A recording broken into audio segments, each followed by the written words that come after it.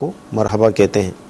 الحمدللہ عز و جل جمعرات کا ہمارا یہ سلسلہ عصر کی نماز کے بعد ہوتا ہے، اور اس پیریڈ میں بھی اگرچہ وقت کم ہوتا ہے لیکن بہت اہم گفتگو ہوتی ہے اور بہت زیادہ علم دین حاصل کرنے کا موقع ملتا ہے۔ آج بھی انشاءاللہ عز و جل مختلف کالز SMS ہم شامل سلسلہ کریں گے، جس کے ضمن میں انشاءاللہ بہت سارے مسائل سیکھنے کو ہمیں ملیں گے۔ ابتداءً درود پاک کی فضیلت کے فرمان مصطفیٰ صلی اللہ تعالی علیہ وسلم ہے: مجھ پر درود پاک پڑھنا پل صراط پر نور ہے، جو روز جمعہ مجھ پر 80 بار درود پاک پڑھے اس کے 80 سال کے گناہ معاف ہو جائیں گے۔ صلو علی الحبیب صلی اللہ تعالی علی محمد صلی اللہ علیہ وسلم۔ مدنی چینل کے ناظرین، آئیے آپ کی کال سے ہی اپنے سلسلے کو آگے بڑھاتے ہیں۔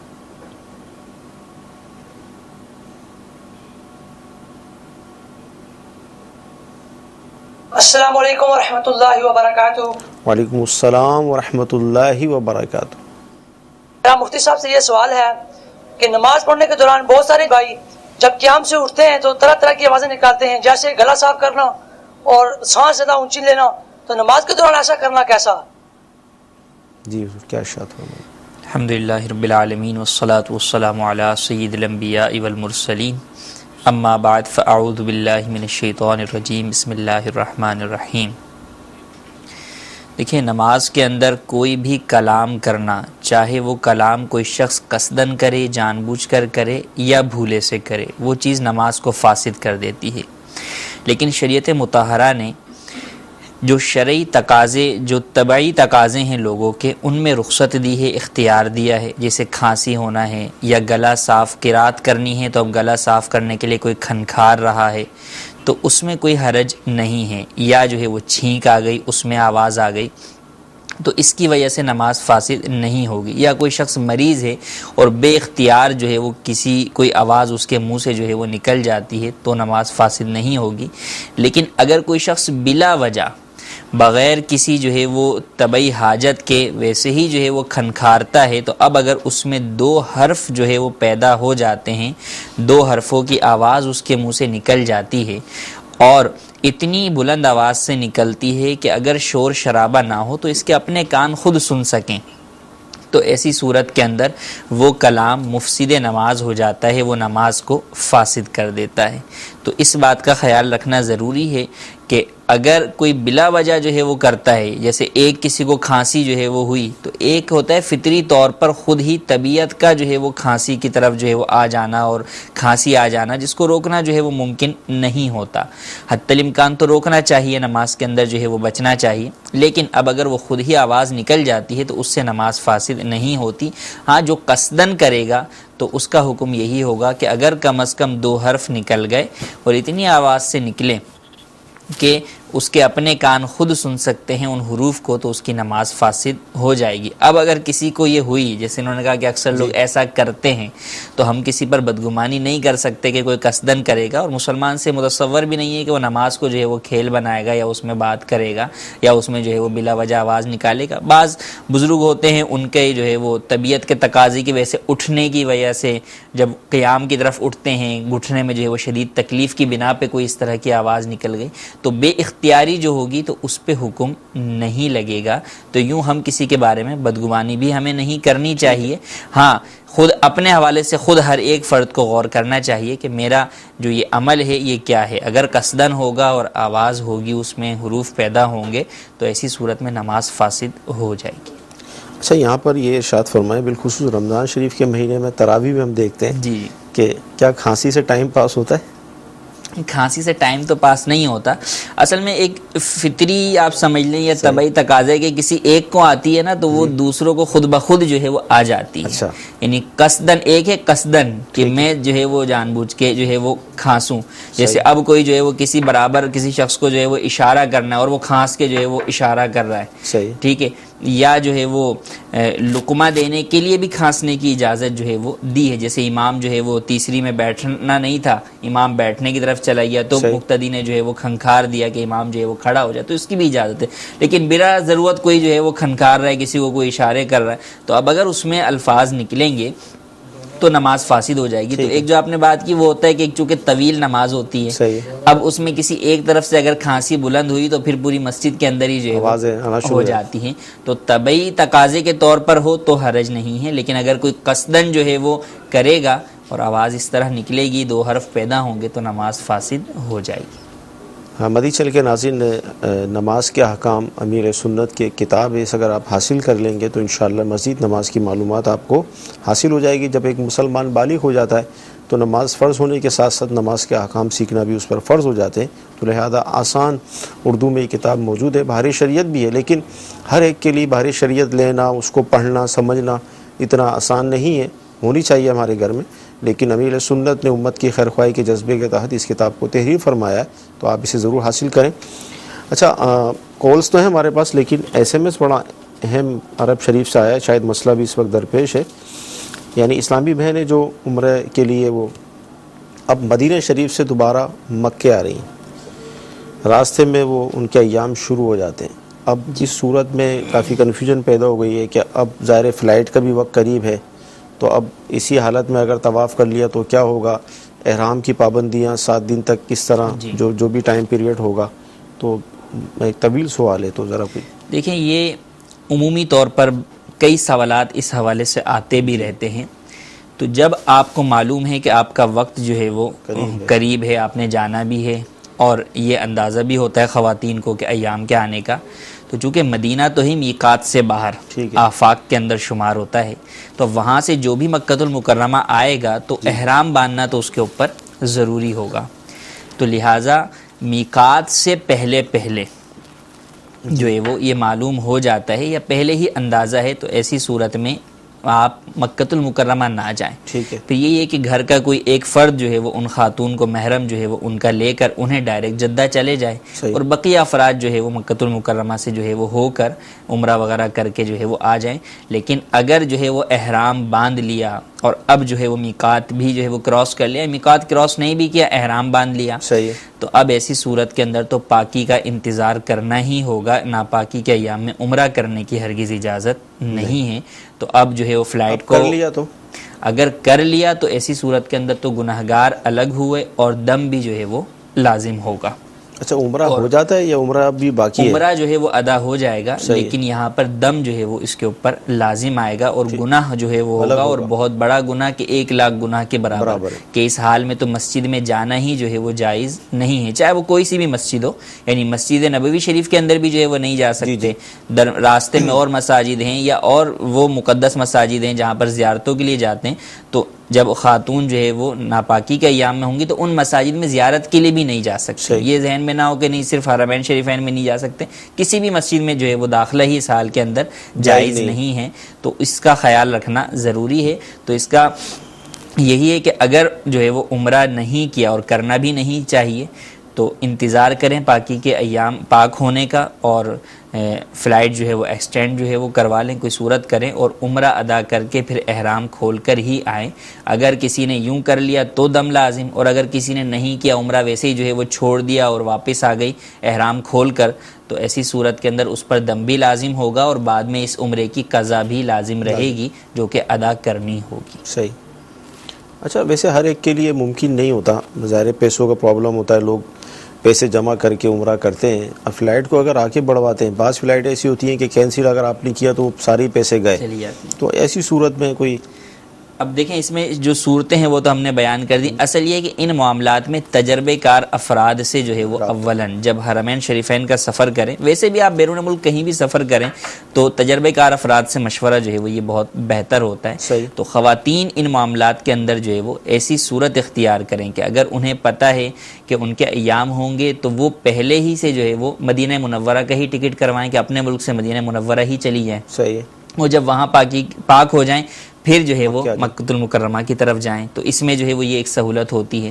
اور اگر یہ پتہ ہے کہ نہیں ابتدا میں تو پاکی کے ایام ہے, مکۃ المکرمہ چلے گئے بذریعہ جدہ, لیکن واپسی میں پھر مدینے سے واپسی جو ہے وہ مکے نہ آئیں, یا تو مدینے سے ہی فلائٹ کی واپسی ہو یا پھر مدینہ منورہ سے جدہ کی طرف آئیں, تو جانے سے پہلے اگر یہ کچھ احکام جو ہے وہ سیکھ لیں گے، سمجھ لیں گے اور کسی سے جو ہے مشورہ کر لیں گے تو انشاءاللہ کئی صورتیں جو ہے وہ اس بارے میں ہو سکتی ہیں۔ کئی ہمارے پاس اس طرح کی کالز آتی ہیں خواتین جس کے اندر جو ہے وہ اپنا پورا جو ہے وہ معلوم کر لیتی ہیں کہ کتنے دن ہم نے مکے میں رہنا ہے، کتنے دن مدینے میں رہنا ہے، تو انہیں اس کے بارے میں رہنمائی دے دی جاتی ہے کہ آپ کون سا طریقہ اختیار کر سکتے ہیں جس میں آپ کے عمرے پر بھی کوئی فرق نہیں پڑے گا اور آپ جو ہے وہ حرمین شریفین کا سفر اس طریقے سے ادا کر سکیں گے کہ کوئی بھی واجب آپ کا چھوٹے گا نہیں۔ مدی چل کے ناظرین، حقیقت یہی ہے کہ بالخصوص حج کے ایام میں یہ بات سامنے آتی ہے کہ لوگ لاکھوں روپے حج پر خرچ کرتے ہیں۔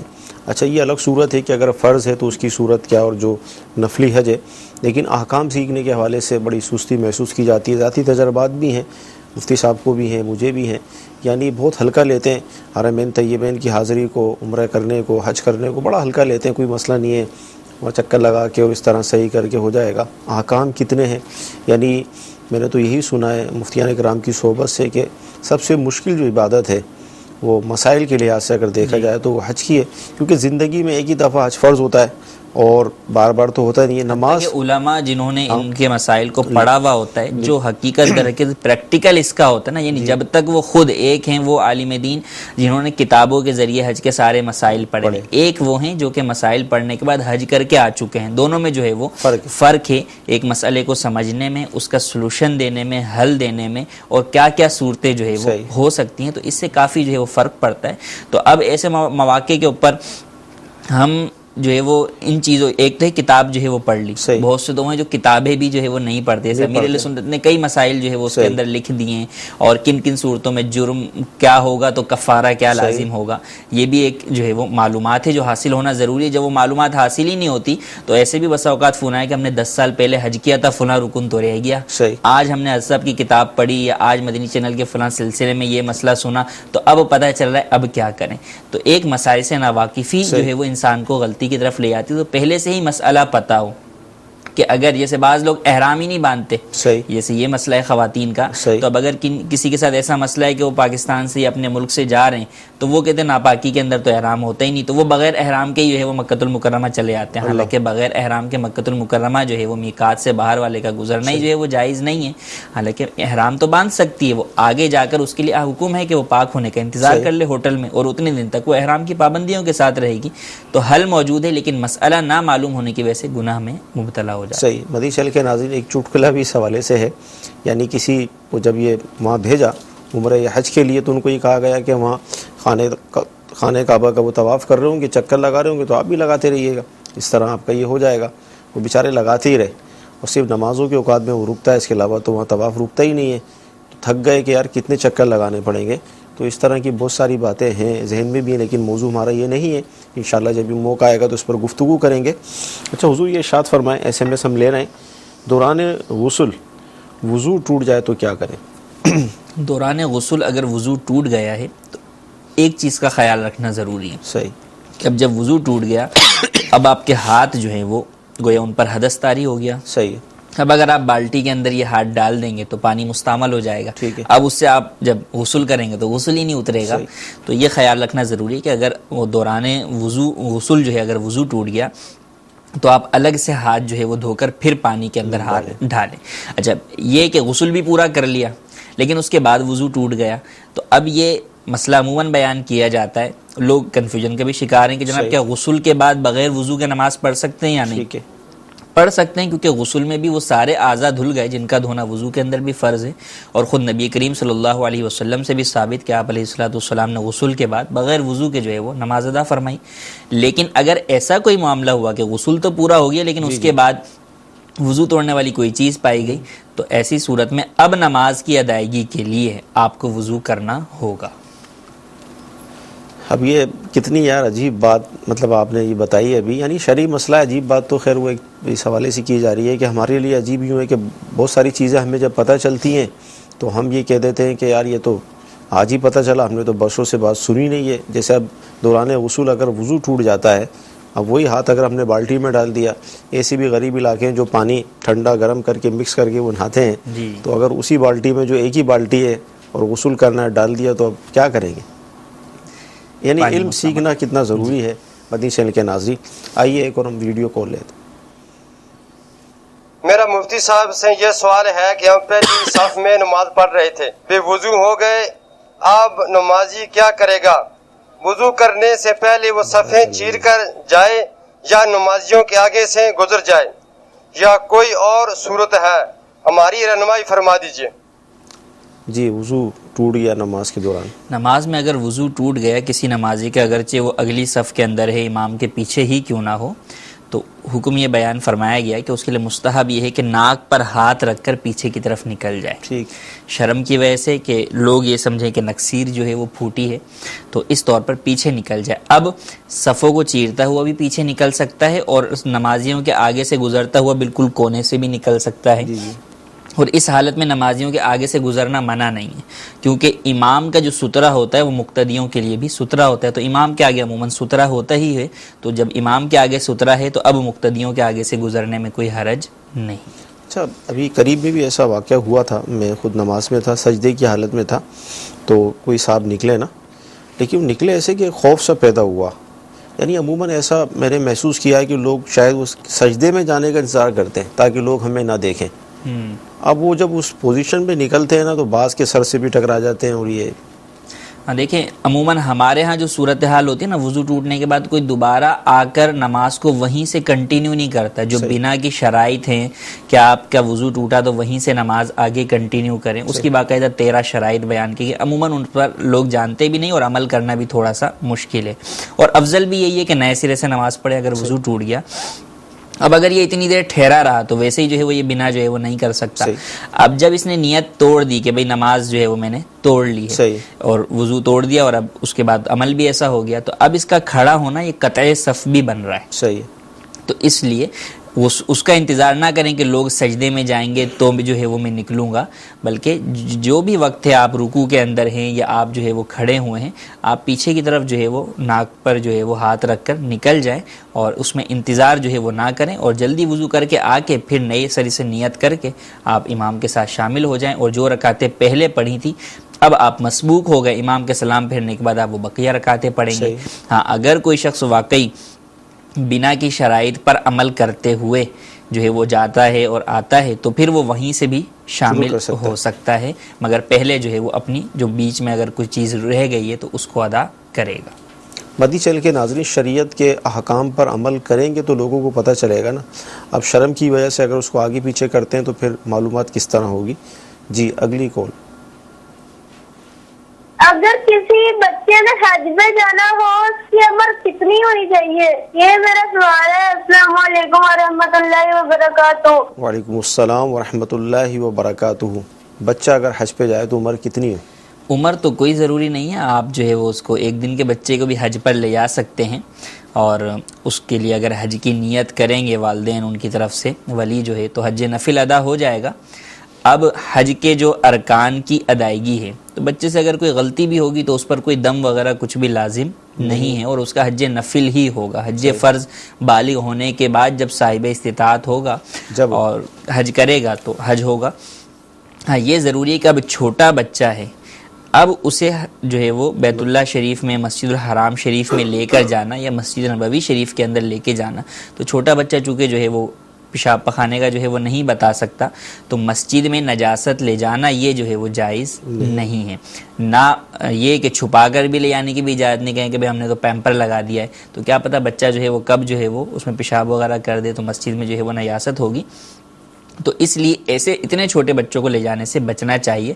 اب اگر لے کر چلے گئے، وجہ ہے کہ بہت چھوٹا بچہ ہے، دودھ پیتا ہے کہ ماں کے ساتھ اس کو جانا پڑ رہا ہے، تو پھر اس میں یہ صورت اختیار کی جائے کہ جو باہر کا حرمین شریفین کا صحن ہے وہاں کوئی ایک فرد لے کر بیٹھ جائے، باپ لے کر بیٹھ جائے، اور جو ہے وہ زوجہ جو ہے وہ ماں جا کر جو ہے وہ طواف کر لے، پھر وہ فارغ ہو کر وہ بچے کو پکڑ لے اور پھر دوسرا شخص جا کر طواف کر لے۔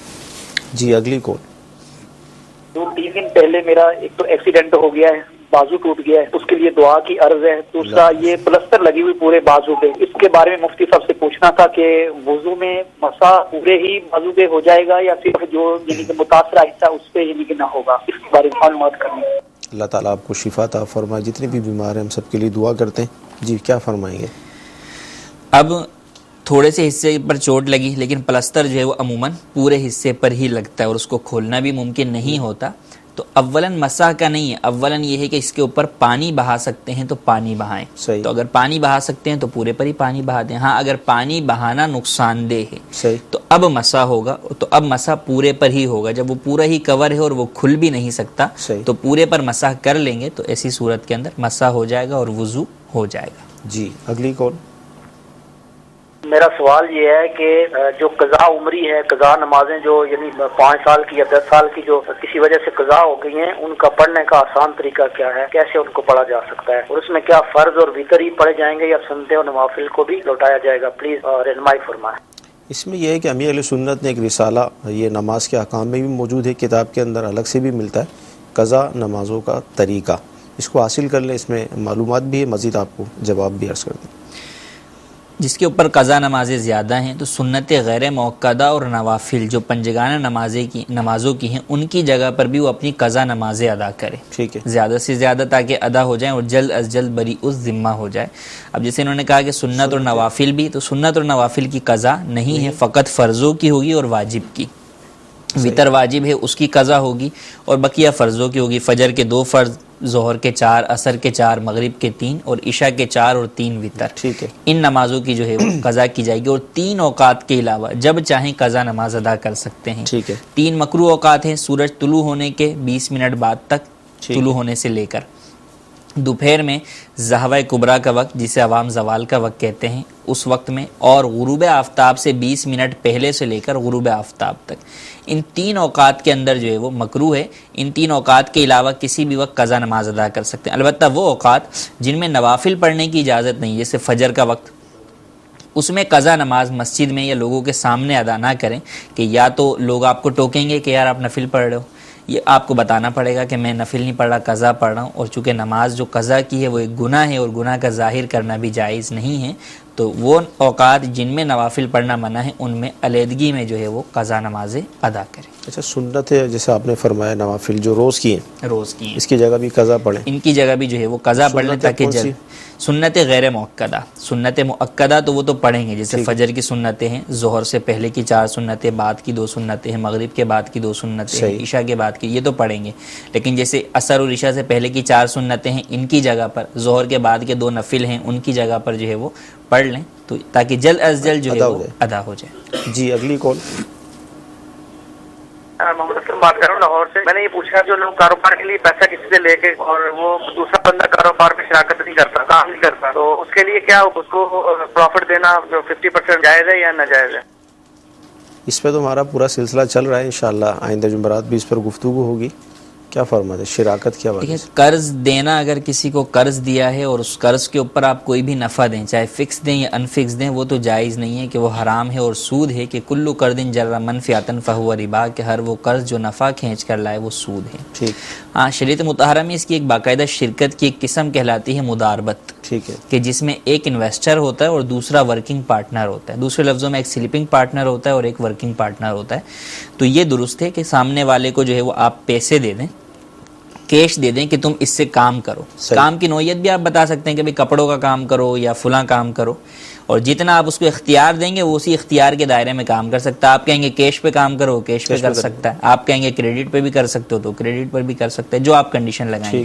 اب اس میں یہ ہوتا ہے کہ آپ نفع پرسنٹیج کے اعتبار سے آپس میں تقسیم کر سکتے ہیں، 50-50 بھی کر سکتے ہیں، 60-40 بھی کر سکتے ہیں، 30-70 بھی کر سکتے ہیں.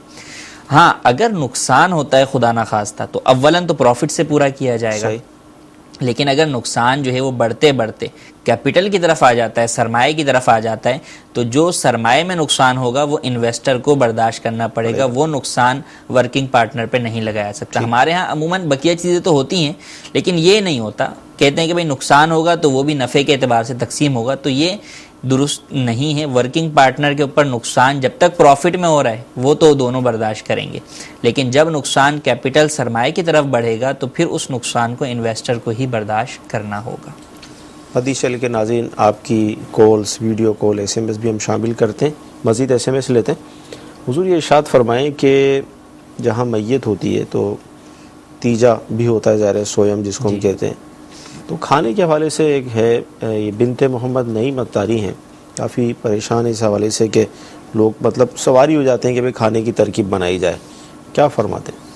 دیکھیں، میت کا جو موقع ہے، انتقال ہوا ہے، اہل خانہ جو ہے وہ غم کی کیفیت کے اندر ہیں، تو اب ان پر بجائے اس کے کہ ان کا غم ہلکا کیا جائے، صحیح. یہاں تک فرمایا کہ جو قریبی رشتہ دار ہیں یا آس پڑوس والے ہیں وہ اپنے گھر سے کھانا بنا کر لے کر جائیں اور ان کو کھلائیں، کہ وہ بیچارے غم میں، انہوں نے کھانا وانا سب کچھ اپنا چھوڑا ہوا ہے.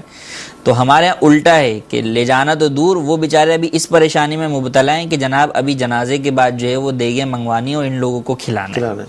اب چاہے کوئی بولے نہیں لیکن دل میں یہی صورتحال ہے کہ اس وقت کون چاہے گا کہ دعوتوں کا جو ہے وہ اہتمام کرے، اور وہ موقع دعوت کا ہے بھی نہیں کہ دعوت تو خوشی کے موقع پر ہوتی ہے، غمی کے موقع پہ دعوت کس بات کی.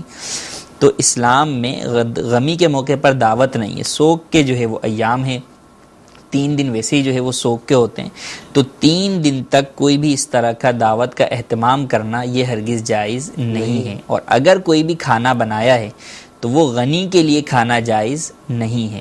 ہاں فقراء ہیں، ان اپنے مرحوم کے ایصال ثواب کے لیے کھانا بنا کے غریبوں میں تقسیم کر رہے ہیں، وہ کر سکتے ہیں، لیکن اس میں بھی اپنے پیسوں سے کریں.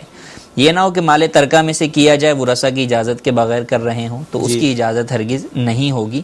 ہاں ایک صورت ہے کہ دور دراز سے جو ہے وہ رشتہ دار آئے ہوئے، دوسرے شہروں سے آئے ہوئے، اور وہ ٹھہرتے ہیں، عموماً جو ہے وہ بہنیں ہو گئیں، بھائی ہو گئے، اب وہ ٹھہرتے ہیں گھر کے اندر جو ہے وہ سویم تک، تو ان کے لیے کھانے کا انتظام کرنا، اور وہ بھی ایک مناسب انداز میں، اس میں دعوت کی جو ہے وہ لوازمات نہ ہوں، تو اس میں حرج نہیں ہے.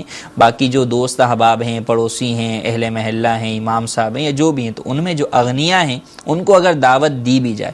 بعض لوگ مجبوراً کرتے ہیں، یہ اعتراض ہوتا ہے کہ یار دیکھو باپ نے تو تمہاری جو ہے وہ شادی پہ اتنا پیسہ خرچ کیا تھا، باپ کی کڑوی روٹی کے اوپر اس کی جیب سے پیسے بھی نہیں نکل لے، باپ کے لیے اتنا بھی یہ نہیں کر سکتا. تو اس طرح کے اعتراضوں سے بچنے کے لیے بہت سارے لوگ یہ کام جو ہے وہ کرتے ہیں.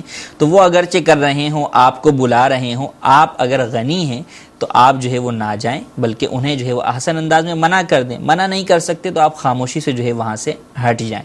اور جو افراد کر رہے ہیں انہیں بھی چاہیے کہ یہاں پر شریعت مطہرہ پر عمل کریں، لوگوں کو بلا کر دعوت دے کر نہ کریں. ضرورت ہے کہ بھئی رشتہ دار ہیں جو دور دراز کے شہروں سے آئے ہوئے، ان کے لیے جو ہے وہ الگ سے انتظام کر لیں. سب کو بلا کر یوں کرنا اس کی اجازت نہیں ہے، آپ خود بھی گناہ گار ہوں گے.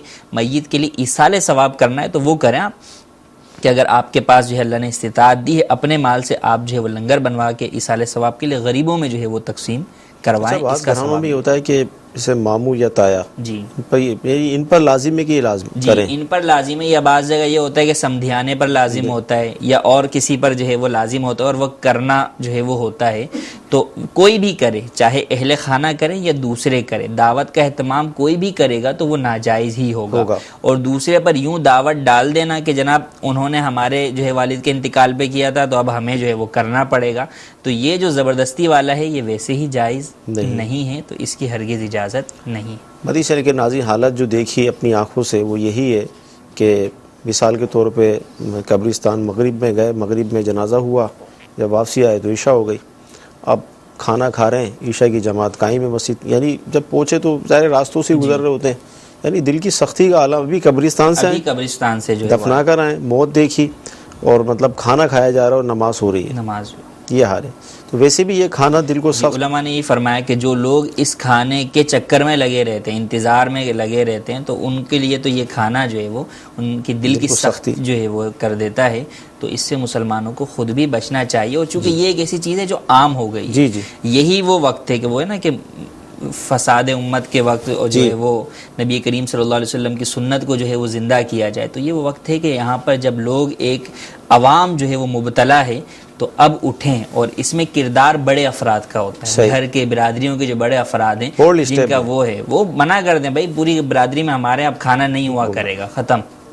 جس نے آنا ہے قرآن خوانی کے لیے آئے، بیٹھے قرآن خوانی کرے اور جو ہے وہ فاتحہ کے بعد چلا جائے، کوئی کھانے کا انتظام نہیں ہو. اس طرح بولڈ اسٹیپ بعض افراد لیں گے تو بعض اگرچہ ہوگا کہ آپ کر بھی سکتے ہوں گے، لیکن آپ اس کو کسی اور اگر ایصال ثواب کے لیے بھی آپ کرنا چاہ رہے ہیں، لیکن آپ کو پتہ ہے میں اس انداز میں کروں گا وہ دعوت ہی سمجھا جائے گا، آپ الگ سے مدرسے میں جو ہے وہ دیگے بھجوا دیں، کسی غریب علاقے کے اندر جو ہے بھجوا دیں، تاکہ یہاں پر شو آف کے ذریعے اس کا کوئی غلط جو ہے وہ کانسیپٹ نہ لیا جائے، اور آپ کی اس عمل سے دوسرے لوگ جو ہے وہ اس عمل کو فالو کریں گے اور اس سے آپ کے لیے صدقہ اچھا جاریہ اس میں یہ ہیلا کر سکتے ہیں کہ ہم اس کو نیاز کا نام دے دیں؟ 3 دن تک کوئی ہیلا جو ہے وہ نہیں ہو سکتا. ویسے تو دعوت کی بعد میں بھی جو ہے وہ ممانعت علماء نے کی کہ دعوت نہیں ہونی چاہیے, لیکن اگر 3 دن کے بعد 10واں ہے, 20واں ہے, 30واں ہے یا 40واں ہے, اس میں اگر نیت کوئی کرتا ہے اور سچی نیت ہونی چاہیے, اس میں نیاز کی نیت کر لی تو وہ کھلا سکتے ہیں. اغنی کے لیے پھر بھی جو ہے وہ اس طرح جو بعد کی 3 دن کے بعد کی بھی دعوت میت کی کوئی صورت ہو تو اس سے غنی کو پھر بھی بچنا چاہیے, اگرچہ وہ حکم سخت نہیں ہوگا جو 3 دن تک ہے, لیکن پھر بھی بچنا بہتر ہے. مدنی چینل کے ناظرین اندازہ لگائیں کہ کس قدر علم دین حاصل کرنے کی ضرورت ہے, اور دعائیں دیں دعوت اسلامی کو کہ الحمدللہ ہمارے گھر کے اندر پہنچ کر داخل ہو کر مدنی چینل کے ذریعے بھی یہ ہمیں احکام سکھانے کی کوشش کر رہی ہے. اللہ تعالی ہمیں توفیق دے کہ ہم اپنے گھر میں فقط مدنی چینل ہی چلائیں تو انشاءاللہ گھر والے, بچے, خواتین سب کے سب انشاءاللہ علم دین حاصل کرنے کے حوالے سے اپنے اندر ترقی پائیں گے. اچھا حضور یہ ارشاد فرمائیں کہ ایسے میں جو ہمیں موصول ہوئے روزے کی حالت میں خون نکلوانا جسم سے, کوئی اثر پڑے گا روزے پہ؟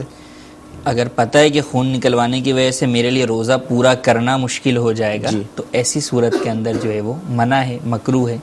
اور اگر ایسا نہیں ہے تو پھر کسی مسلمان کو اگر ضرورت اور حاجت ہے تو خون دے سکتے ہیں. غوث اعظم امام التقا والنکاح کا مطلب بتا دیجیے. غوث اعظم رضی اللہ تعالی عنہ جو ہے وہ تقوی کے اعتبار سے جو ہے وہ امام ہیں, جو متقین ہیں ان کے بھی جو ہے وہ آپ امام ہیں, کہ کئی متقیوں کے آپ جو ہے وہ پیشوا ہیں, امام ہیں, کہ وہ آپ کو فالو بھی کرتے ہیں اور پھر آپ کے سلسلے کے اندر بھی ہیں, اور آپ کا قدم جو ہے وہ اولیاء اللہ کی گردنوں پر ہے. اچھا اس میں انہوں نے انگلش میں لکھا ہے غوث اعظم امام التقا والنکاح, تو اب انگلش میں کیا یہ لکھ سکتے ہیں؟ کیونکہ عربی الفاظ جو عربی الفاظ ہوتے ہیں ان کو عربی میں ہی لکھنا چاہیے. وجہ یہ ہے کہ جو انگلش ہے یا اور کوئی زبانیں ہیں ان میں عین, حمزہ, ان سب چیزوں کا جو عربی کا ایک حسن ہے وہ نہیں ہے. جیسے انگلش کے اندر دیکھ لیں کہ آپ عین اور جو ہے وہ الف دونوں کے لیے ایک لفظ ہی جو ہے وہ استعمال ہونا ہے, تو اب وہ تلفظ کی درست ادائیگی ممکن نہیں ہوتی. تو بچنا جو ہے وہ بہتر ہے. بہتر یہی ہے کہ عربی کے اندر ہی جو ہے وہ عربی الفاظ میں, عربی رسم الخط میں ان چیزوں کو لکھا جائے. ایک عورت غیر مسلم ہے, مسلمان ہونا چاہتی ہے, لیکن ان کے منسوب بچے وغیرہ وہ غیر مسلم ہی ہیں, اگر مسلمان ہو جائے گی تو ٹھکانہ نہیں ہے, اب کیا کریں اس صورت میں, کیا فرمائیں گے؟ دیکھیں یہ تو بعد میں پیش آنے والی جو ہے وہ مشکلات ہیں, ان کے لیے ایمان کو جو ہے وہ مؤخر نہ کریں, کہ کیا پتہ کہ یہ نوبت ہی نہ ہے, اس سے پہلے موت آ جائے, تو کم از کم دنیا سے ایمان کے ساتھ تو رخصت ہو. تو اس کو یہی جو ہے وہ ترغیب دلائیں کہ آپ ایمان قبول کریں سچے دل کے ساتھ, اسلام قبول کر لیں, اور پھر آگے کے جو معاملات ہیں ان میں بہت ساری چیزیں جو ہے وہ آسانی ہو سکتی ہیں. دیگر مسلمانوں سے جو ہے وہ رابطہ کر کے کوئی نہ کوئی رہنے کی صورت بھی جو ہے وہ بن سکتی ہے. اگر شوہر اس کا جو ہے وہ اسلام قبول نہیں کرتا تو پھر جو شرعی اعتبار سے احکام ہیں وہ نکاح ختم ہو جائے گا. عدت کا ٹائم پیریڈ گزرنے کے بعد کسی اور مسلمان مرد سے نکاح کر سکتی ہے تو گھر بھی مل جائے گا.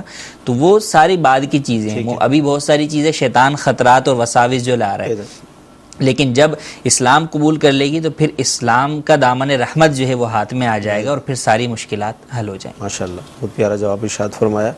جامعۃ المدینہ کے طلباء کرام بھی ہمارے ساتھ ہوتے ہیں, آئیے دیکھتے ہیں کہ یہ کیا سوال کر رہے ہیں. السلام علیکم ورحمۃ اللہ وبرکاتہ. وعلیکم السلام ورحمۃ اللہ وبرکاتہ. میرا مفتی صاحب کی بارگاہ میں یہ سوال ہے کہ کیا اٹیچ باتھ میں وضو کرنے کے ساتھ ساتھ دعائیں وغیرہ پڑھ سکتے ہیں؟ اس جواب ارشاد فرمائیں. جزاک اللہ. جی کیا واش روم میں اٹیچ باتھ کے اندر وضو تو کر سکتے ہیں, وضو کے لیے الگ جگہ بنی ہوئی ہے, یا نہیں بھی بنی ہوئی ویسے بھی کرتے ہیں, اور زمین جو ہے وہ ناپاک نہیں ہے تو وضو تو کر سکتے ہیں, لیکن اب دعائیں وغیرہ جو ہے وہاں نہیں پڑھ سکتے, دعا باہر سے پڑھ کر جائیں. اس طرح کے اٹیچ باتھ کے اندر عموماً یہ دیکھا گیا کہ بھئی واش روم کے لیے حاجت کے لیے کوئی گیا اور اب اندر ہی جو ہے وہ اس نے وضو کر لیا اور پھر باہر آ گیا, حالانکہ وضو سے پہلے بسم اللہ پڑھنا یہ سنت ہے. تو باہر آ جائیں, واش روم کی حاجت سے فارغ ہو کر باہر آئیں, پھر بسم اللہ پڑھ کے, نیت کر کے, دعا پڑھ کے پھر جو ہے وہ دوبارہ اندر چلے جائیں اور جا کر وضو کر کے پھر آ جائیں. اندر دعا پڑھنے کی اجازت نہیں ہے, ہاں دل میں نیت جو ہے وہ کی جا سکتی ہے. مدنی چینل کے ناظرین, دعوت اسلامی کا جو ماہنامہ فیضان مدینہ ہے, جو دوسرا اس کا ایڈیشن ہے جو بھی آیا ہے, اس کے پیچھے آخری صفحے میں امیر علیہ سنت کا جو وضو خانہ ہے وضو خانہ عطار کے ہیڈنگ سے اس کا نقشے کے ساتھ اس میں وضو خانہ دکھایا گیا ہے، اور ایک خصوصی جو اچھی بات ہے اس میں وہ یہ ہے کہ اس میں یہ ذہن دیا گیا ہے کہ جہاں اٹیچ باتھ ہوتے ہیں واش روم، تو وہاں پر ایک پارٹیشن مطلب دروازہ لگا لیا جائے تاکہ وضو خانہ الگ ہو جائے، وہ بھی الگ ہو جائے، اور یوں دعائیں پڑھنا آسان ہو جائے، تو آپ اس کو وہاں سے حاصل کر سکتے ہیں، اس نقشے کو دیکھ بھی سکتے ہیں۔ مدنی چینل کے ناظرین، آج جمعرات ہے، اور جمعرات کو مغرب کی نماز کے بعد دعوت اسلامی کے تحت دنیا بھر میں ہفتہ وار اجتماعات شروع ہو جاتے ہیں۔ میری آپ سے مدنی التجا ہے کہ آپ جہاں کہیں بھی ہوں تو کوشش کر کے ان اجتماعات میں ضرور حاضر ہوں، انشاءاللہ علم دین بھی ملے گا، پھر وہاں پر اللہ تعالیٰ کا ذکر ہوتا ہے، دعا ہوتی ہے، نماز عشاء با جماعت ہوتی ہے، اس کے بعد مدنی حلقے بھی لگتے ہیں، تو بہت پیارا یہ جدول ہے، آپ کی زندگی میں شامل ہو جائے گا یہ جدول، تو انشاءاللہ مزید جو ہے مدنی بہاریں آپ کی زندگی میں آئیں گی۔ آئیے مزید کالز کو ہم شامل کرتے ہیں۔ میرا نام غلام یاسر مدینہ کراچی سے بات کر رہا ہوں۔ اکثر بعضوں پہ جو ہے ہمارے دروازے کے آگے چھتیں یا آگے پیچھے بلیاں ہوتی ہیں، تو بلیوں کا رونا کیسا ہمارے لیے؟ بلیوں کے رونے کو بعض لوگ بدشگونی سمجھتے ہیں کہ اس کی وجہ سے ہم پر کوئی نقصان نہ آ جائے یا کوئی بلا نہ آ جائے، تو بدشگونی کی اسلام میں اجازت نہیں ہے۔ بلی رو رہی ہے تو اس سے کوئی حرج نہیں ہے، اور اسے مارنے کے لیے جو بعض لوگ اختیار کرتے ہیں کہ اس کو جو ہے وہ پتھر کھینچ کر ماریں، تو یہ بھی مناسب نہیں ہے کہ بلا وجہ جو ہے وہ ایذا اور تکلیف دینا ہے، اس کو کسی اور ذریعے سے ڈرا دھمکا کر جو ہے وہ دور بھگا سکتے ہیں، تو اس طریقے سے اسے دور بھگا دیا جائے۔ جی اگلی کال۔ میرا نام اختر رضا اتاری ہے، میں گجرانوالہ سے کر رہا ہوں۔ دارالافتا اہل سنت سے میرا یہ سوال ہے کہ کلام پاک کی روح سے دیگر انبیاء کرام کی شریعتیں کس طرح منسوخ فرمائی گئی ہیں، وضاحت فرمائیں، جزاک اللہ خیرہ۔ السلام علیکم ورحمۃ اللہ وبرکاتہ۔ وعلیکم السلام ورحمۃ اللہ وبرکاتہ۔ کیا فرمائیں؟ اللہ تبارک و تعالی نے قرآن مجید میں ارشاد فرمایا ان الدین عند اللہ الاسلام، کہ اب دین اللہ تبارک و تعالی کے نزدیک وہ اسلام ہی ہے۔ ایک اور آیت میں فرمایا الیوم اکملت لکم دینکم واتممت علیکم نعمتی ورضیت لکم الاسلام دینا، کہ اب تم سے میں جو بطور دین جو رضا ہے وہ اسلام کے ذریعے سے ہی ہے۔ تو چونکہ پچھلی جو کتابیں ہیں، پچھلی شریعتیں ہیں، بہت سارے وہ احکام ہیں جن کو تو قرآن پاک نے جو ہے وہ منسوخ کر دیا، اور پچھلی شریعتیں اپنی اصل حالت کے اندر موجود بھی جو ہے وہ نہیں ہیں۔ ان کے کفار نے، ان کے جو دیگر تھے عیسائی یا یہودی، انہوں نے ان میں تحریفیں جو ہے وہ کر دی ہیں، تو وہ اپنے کلام الہی کی صورت پر دنیا میں موجود نہیں۔ اب فقط نجات کا واحد جو ہے وہ راستہ اور ذریعہ وہ کلام اللہ اور نبی کریم صلی اللہ علیہ وسلم کی اتباع ہی ہے۔ تو نبی کریم صلی اللہ تعالی علیہ وآلہ وسلم کی اتباع اور قرآن پاک پر عمل کر کے ہی جو ہے وہ نجات کا ذریعہ بندہ نجات کا جو ہے وہ راستہ حاصل کر سکتا ہے، ہدایت کا راستہ حاصل کرتا ہے، جیسا کہ ان آیات مبارکہ میں بھی اللہ تبارک و تعالی نے واضح ارشاد فرما دیا کہ دین وہ اسلام ہی ہے۔ مدنی چینل کے ناظرین، سلسلے کا وہ ختم ہو گیا، اذان مغرب ہونے والی ہے۔ اللہ تعالیٰ کی بارگاہ میں دعا ہے کہ اللہ تعالیٰ آج کا ہمارا سلسلہ اپنی بارگاہ میں قبول فرمائے، جو سنا ہے جو سیکھا ہے اس پر عمل کرنے کی توفیق عطا فرمائے۔ ابھی آپ اذان مغرب سنیں گے، سنیں، جواب دیں، ثواب حاصل کریں۔ صلو علی الحبیب صلی اللہ تعالی علی محمد۔